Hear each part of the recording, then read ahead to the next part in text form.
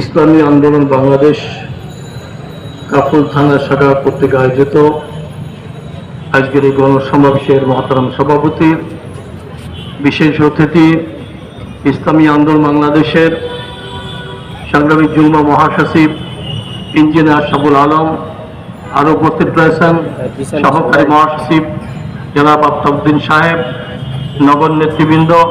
থানা নেতৃবৃন্দ, সাংবাদিক বন্ধুগণ, সর্বস্তরের ভাইরা,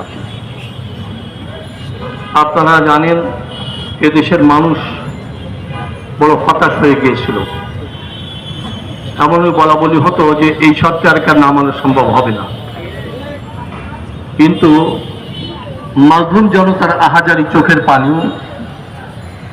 আলেম ওলামার চোখের পানি দোয়া, এটা বৃথা যেতে পারে।